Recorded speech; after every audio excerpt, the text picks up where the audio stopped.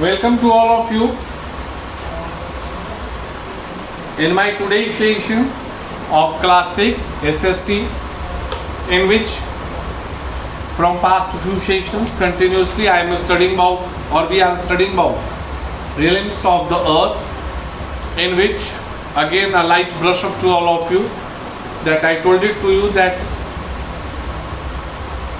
we have to study about 4 segments: lithosphere, hydrosphere, atmosphere and biosphere, in which we started the discussion over lithosphere.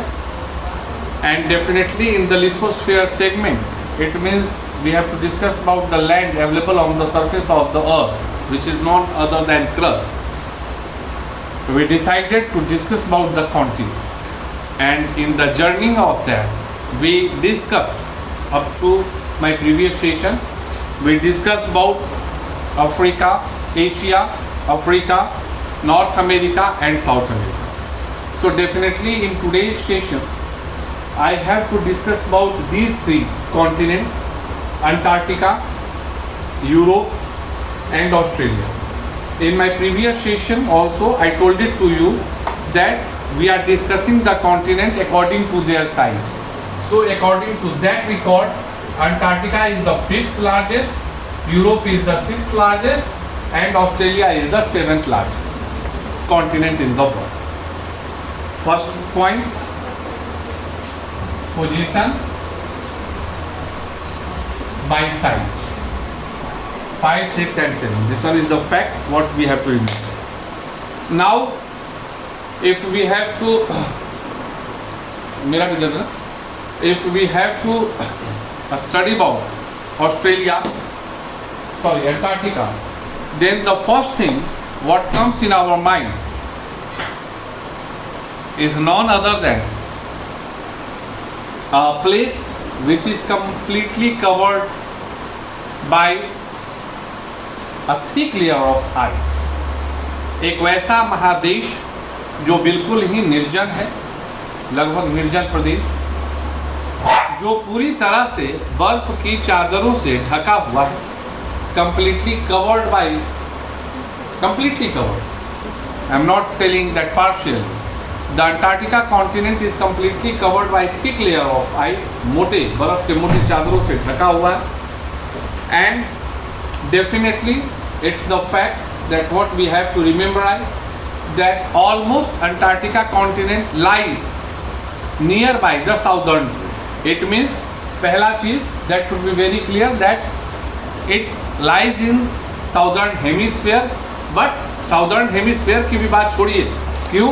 क्योंकि southern hemisphere का मतलब हो गया, अगर यह पृथ्वी है, यह इक्वेटर है, तो यह तो पूरा ही southern hemisphere है. लेकिन यह जो अंटार्कटिका का जो प्रदेश है वह मूलतः बिल्कुल साउथ पोल के नियर बाई में है, इसका position. And this continent Antarctica is also known as one another name, none other than frozen continent. The another name of Antarctica is frozen continent. So in an examination might be the question will come as a objective point of view that the another name of Antarctica is fill in the blanks. So you have to write frozen continent. And the one thing what we have to remember is that up to right now whatever the records we are having, according to that no evidence, we are having no evidence that permanently human beings are living in that continent. ऐसे कोई प्रमाण आज तक नहीं मिले हैं जो यह साबित करे कि वहाँ पर मनुष्य स्थायी तौर पर निवास करते हैं. Definitely by the help of some other countries, advance countries, कुछ स्टेशंस बनाए गए हैं एक्सपेरिमेंट के लिए, खोज के लिए, प्रयोग के लिए. उस स्टेशंस में लोग रहते हैं, लेकिन मूलतः वहाँ पर अगर आप कहें तो किसी भी प्रकार के मनुष्यों का निवास स्थान नहीं है. Bharati is an Antarctic research center commission by India in March 2012। 2012 में भारत ने भी अपना एक स्टेशन वहाँ स्टैब्लिश किया है and the name of that station is non other then Bharat. Indian research station along side मैत्री, दक्षिण गंगोत्री वह भी है वहाँ पे उपलब्ध, भारत से connected. Now we have to discuss about Europe. Definitely already I have been written on the board that Europe is the sixth largest continent in the world, and it lies in the northern hemisphere. Northern hemisphere मतलब इधर equator के ऊपर। It lies to the west of Asia. Asia के स्वाभाविक है कि आपको यह पता होगा कि यूरोप के मतलब ईस्ट में एशिया है, तो स्वाभाविक है कि इसके एशिया के वेस्ट में क्या हुआ, यूरोप हुआ। तो एशिया के यूरोप के ईस्ट में एशिया है। The Arctic circle passes through it, जो मैंने आपको बताया था कि ये इक्वेटर है, ये 23.5 डिग्री नॉर्थ है, यह 66.5 डिग्री नॉर्थ है। This circle is known as Arctic circle. This circle is known as this line is known as Arctic circle line, and this line crosses